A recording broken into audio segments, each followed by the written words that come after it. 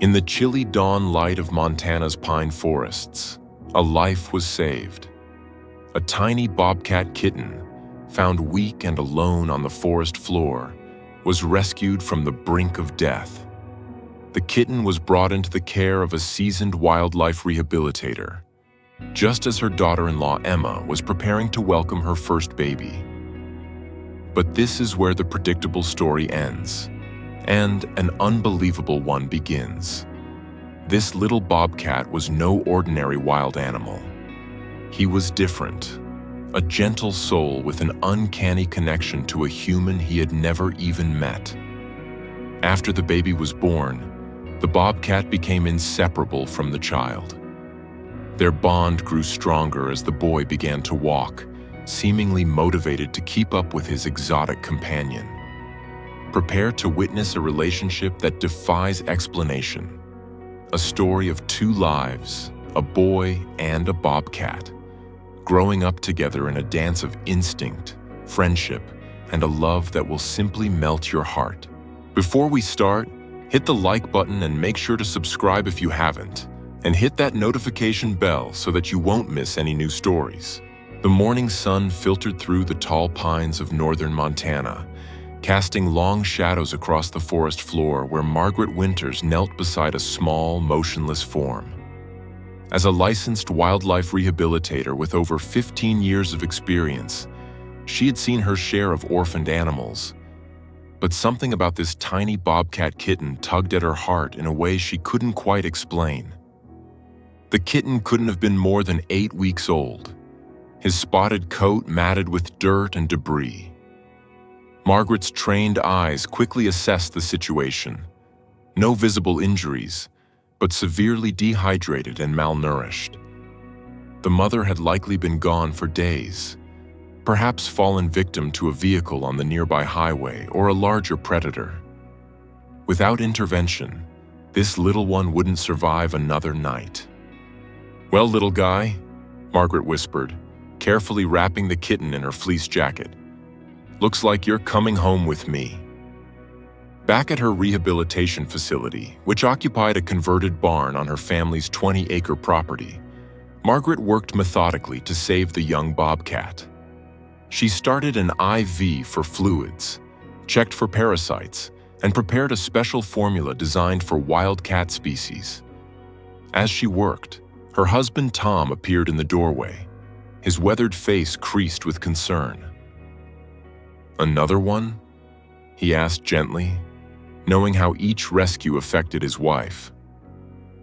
"Bobcat kitten," Margaret replied, not looking up from her work. "Maybe 8 weeks. No sign of the mother." Tom nodded, understanding the unspoken implications. At 8 weeks, the kitten was young enough that successful rehabilitation and release might be challenging.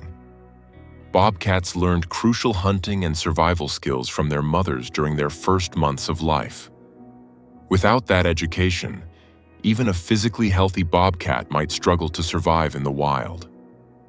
As Margaret finished her initial treatment, the kitten's eyes fluttered open, striking golden orbs that seemed to look right through her. He didn't hiss or struggle, unusual for a wild animal. Instead, he made a small, plaintive sound that was somewhere between a meow and a chirp. "Oh, you're going to be trouble, aren't you?" Margaret murmured, feeling that inexplicable tug again. Over the next few days, the kitten, whom Margaret had begun calling Drax after a character from her son's favorite movie, showed remarkable resilience. He took to the bottle readily, his tiny paws kneading the air as he nursed.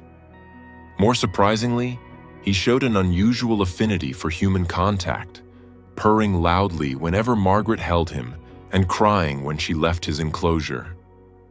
It was during one of these feeding sessions that Margaret's daughter-in-law, Emma, first encountered Drax.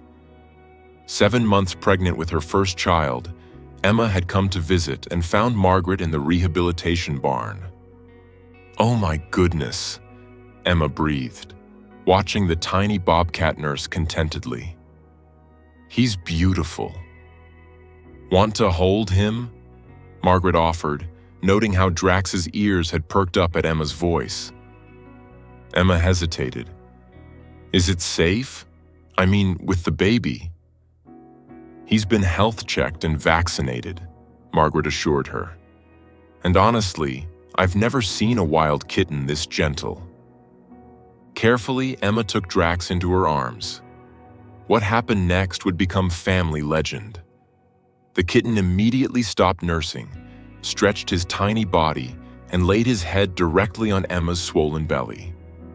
A moment later, he began purring, a deep, rumbling sound that seemed impossibly loud for such a small creature.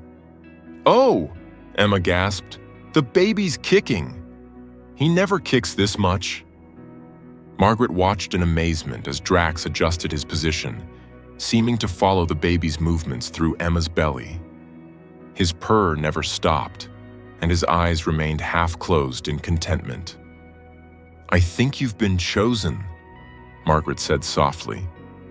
From that day forward, Drax's future took an unexpected turn. Margaret had already been considering the possibility that he might not be a suitable candidate for release. His extreme comfort with humans and lack of fear could prove dangerous in the wild. But seeing his instantaneous bond with Emma and her unborn child sealed the decision. After extensive consultations with wildlife veterinarians and legal authorities, the family received special permits to keep Drax as an educational animal, with the understanding that he would participate in Margaret's wildlife education programs. The Winters family home underwent significant modifications to accommodate their unusual new member. They built a large outdoor enclosure with climbing structures, hiding spots, and a heated shelter for cold Montana winters. Inside the house, they installed special fencing to create safe zones and reinforced furniture that could withstand the eventual 25 pounds of muscle and claw that Drax would become. As Emma's due date approached, Drax became increasingly attentive to her. He would follow her from room to room, always maintaining a respectful distance, but never letting her out of his sight. When she rested on the couch, he would curl up on the floor nearby, his golden eyes watchful and alert. "It's like he knows," Emma told her husband Jake one evening as Drax sat perfectly still beside her chair, his ears swiveling to catch every sound. Jake, who had initially been skeptical about having a bobcat in the house with a baby on the way, had to admit there was something special about Drax. The young bobcat showed a level of awareness and gentleness that defied everything he'd read about wild animals. When Emma went into labor on a snowy December morning, Drax paced restlessly in his enclosure, vocalizing in a way the family had never heard before. Long, mournful calls that echoed across the property. Margaret stayed home to care for him while Tom drove Jake and Emma to the hospital. "He didn't settle down until I got the call that the baby was born," Margaret later told Emma. "It was like he was waiting for news." 3 days later, Emma and Jake brought their son, Noah, home. The family had prepared extensively for this moment, consulting with animal behaviorists and pediatricians about the safest way to introduce Drax to the baby. They had decided on a gradual approach, allowing Drax to observe from behind a baby gate at first. But Drax had other plans. As soon as Emma entered the house with Noah in her arms, Drax appeared at the gate, not pacing or vocalizing as they'd expected, but sitting perfectly still, his usual wild energy replaced by an almost zen-like calm. His golden eyes fixed on the bundle in Emma's arms with an intensity that might have been frightening if not for the soft chirping sound he made. The same sound he'd made as a kitten when content. "Should we let him closer?" Emma asked, looking to Margaret for guidance. Margaret studied Drax carefully. In all her years of wildlife rehabilitation, she'd learned to read animal body language like a book. Everything about Drax's posture spoke of curiosity tempered with caution, interest without aggression. "Let's try the next step," she said, opening the gate but keeping a firm hold on Drax's collar. What followed was a moment of pure magic. Drax approached slowly, his movements deliberate and careful in a way that belied his youth.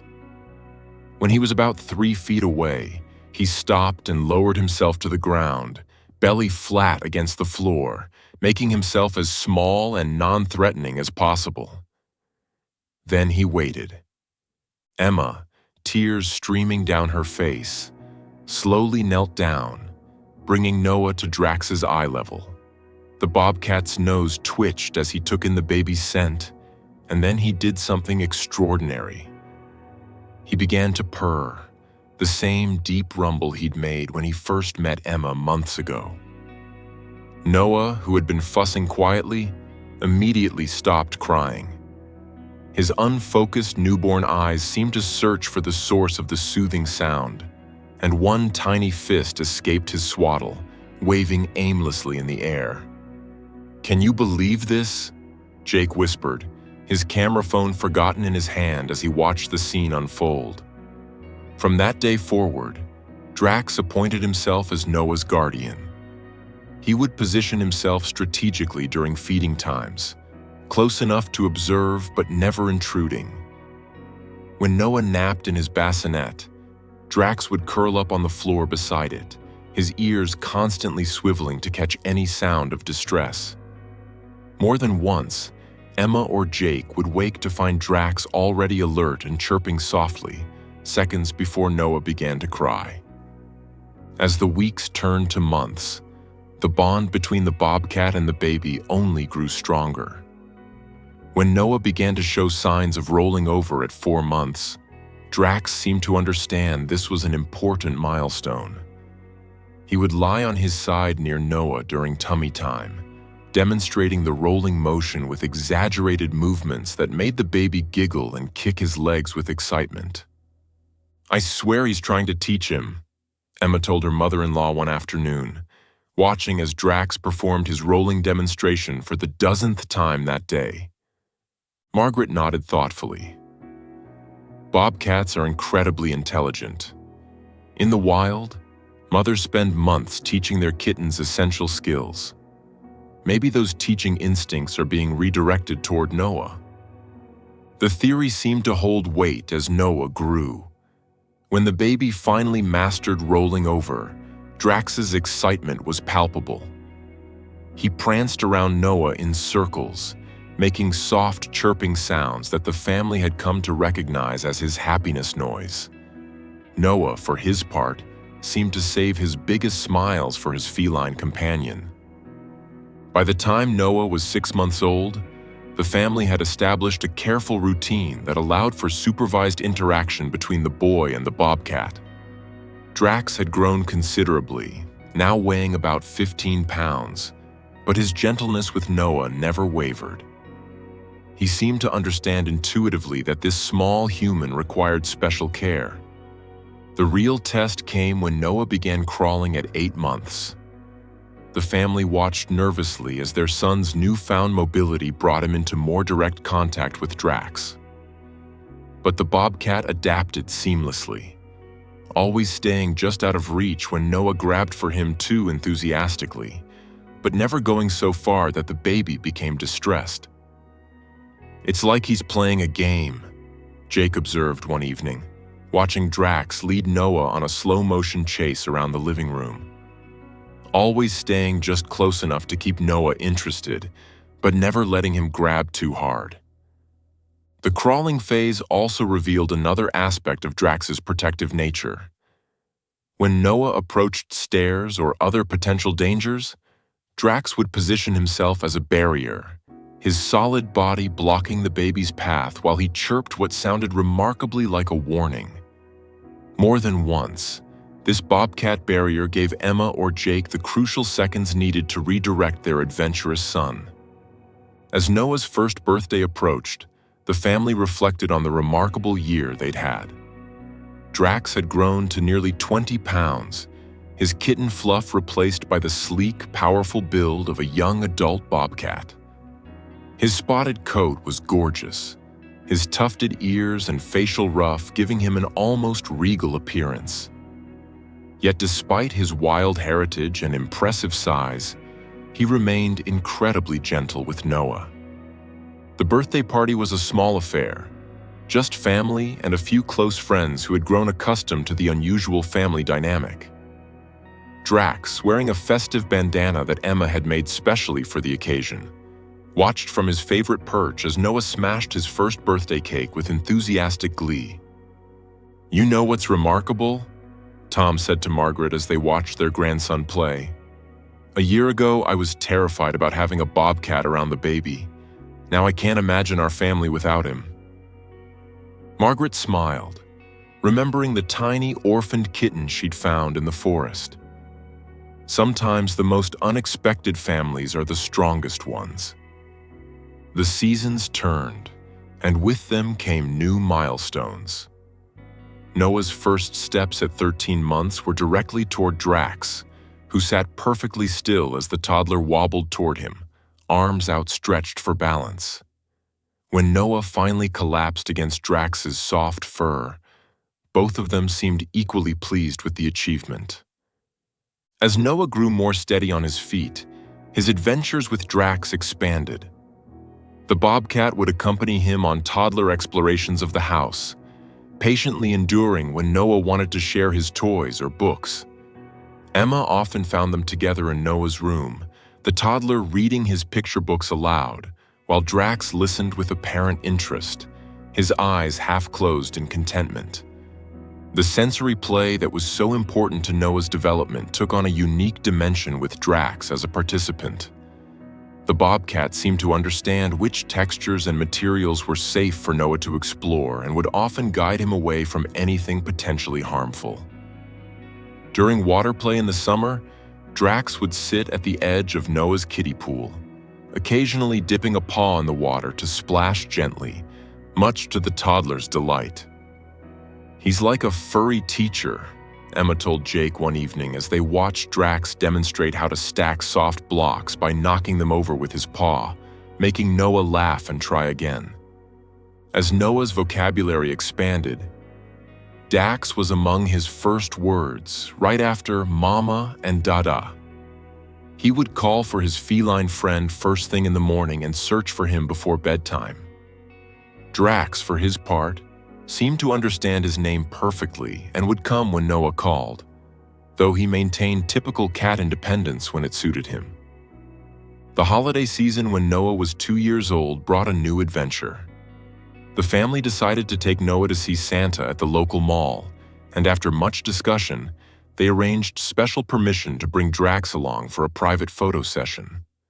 The mall's management, familiar with Margaret's educational programs, agreed to open early for the unusual photo opportunity. Watching Noah approach Santa with Drax walking calmly beside him on his leash was a moment Emma would never forget. Her son, showing no fear of the bearded stranger, kept looking back at Drax as if to say, "Are you seeing this too?" When they sat for the photo, Noah insisted that Drax sit beside him, and the resulting picture, a beaming toddler, an amused Santa, and a dignified bobcat, became a family treasure. "Ho, ho, ho!" Santa chuckled, clearly enchanted by his unusual visitors. "I've had children bring their dogs and cats, but this is definitely a first." Noah, with the innocent honesty of a 2-year-old, informed Santa solemnly that Dax is a bobby cat, not a kitty cat, which made everyone present laugh. As they prepared to leave, Noah reached up to whisper something in Santa's ear.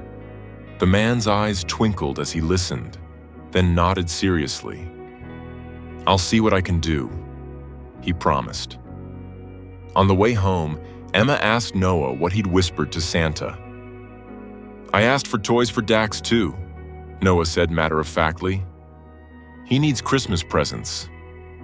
Sure enough, on Christmas morning, there were specially wrapped presents for Drax under the tree. Sturdy rope toys and puzzle feeders that would provide enrichment for the growing bobcat. Watching Noah excitedly help Drax unwrap his presents, Emma felt her heart might burst with the sweetness of it all.